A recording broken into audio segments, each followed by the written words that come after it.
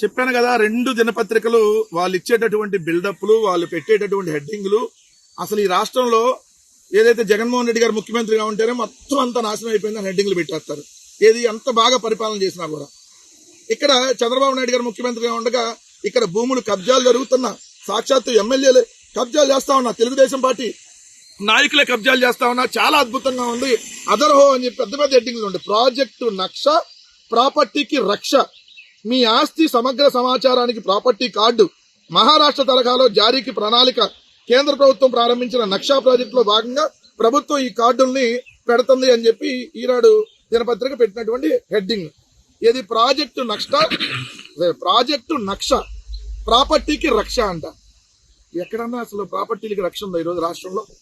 ప్రజలపై మీరు కక్ష, ఏదైతే ప్రాపర్టీలని భక్ష అని హెడ్డింగ్ పెట్టుంటే అద్భుతంగా ఉండేది.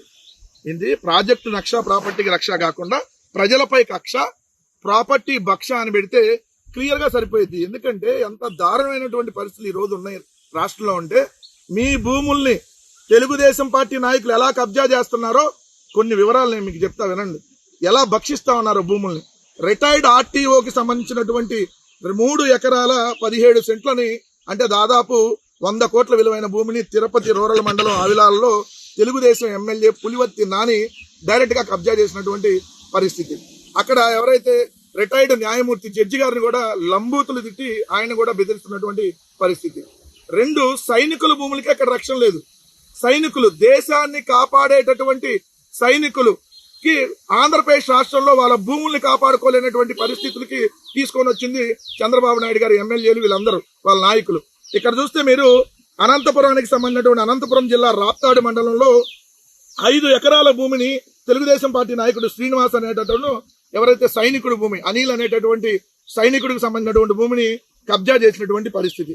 ఇంకో పక్క నంద్యాల జిల్లాలో 2.3 ఎకరాలని టీడీపీ మండల నాయకుడు ఎవరైతే కంచర్ల శివ, భాష్యం మహేష్ అనేటటువంటి సైనికుడికి సంబంధించినటువంటి భూమిని కబ్జా చేశారు. వీళ్ళేమో జమ్మూ కాశ్మీర్ లో బోర్డర్ లో ఉండి దేశాన్ని కాపాడుతా ఉంటే ఈ సైనికులు అక్కడి నుంచి వీడియోలు రిలీజ్ చేస్తున్నారయ్యా, మా భూములు ఇక్కడ కబ్జా చేశారు, ప్రభుత్వం పట్టించుకోండి అన్న ముఖ్యమంత్రికి గాని ఏదైతే ఉప ముఖ్యమంత్రికి గాని వీడియోలు వీళ్ళు పెట్టినా కనీస స్పందన లేదు.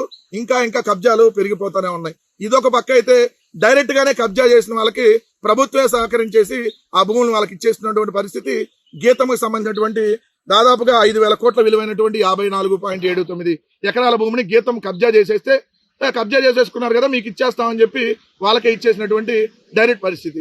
ఇంకా ఎక్కడ ప్రాజెక్టు నక్ష, ఎక్కడ ప్రాపర్టీకి రక్ష? ప్రాపర్టీల్ని భక్షిస్తా ఉన్నారు, ప్రాపర్టీల్ని కబ్జా చేస్తా ఉన్నారు. పొలాలని, ఏదైతే సైనికులకు సంబంధించినటువంటి భూముల్ని, ఏదైతే రోడ్లని, పార్కుల్ని, దేన్ని వదలకుండా ఏదైతే ప్రాజెక్టులు అంటే ప్రాపర్టీలన్నింటినీ భక్షిస్తా ఉన్నారు. ఇంకో పక్క 99 పైసలకి ఊరు పేరు లేనటువంటి తెలుగుదేశం పార్టీ బినామీలకి కట్టబెట్టేస్తా ఉన్నారు 100,000 కోట్ల రూపాయల విలువైనటువంటి భూములు. ఈ రోజు ఆంధ్రప్రదేశ్ రాష్ట్రంలో మనుషుల ప్రాణాలు తీసేసి బూడిద కూడా మాయం చేసేస్తున్నారు. అలానే భూములను కూడా పూర్తిగా భక్షించేసి బూడిద చేసేసి ప్రభుత్వానికి రావాల్సినటువంటి సంపద అన్నింటినీ ఏదైతే తెలుగుదేశం వాళ్ళు లాగేసుకుంటున్నారు, ప్రైవేటాల సంపదను కూడా ఆఖరికి సైనికులకు సంబంధించినటువంటి భూముల్ని, పొలాలను కూడా లాగేసుకుంటున్నటువంటి పరిస్థితి. ఇది కబ్జా ప్రభుత్వం.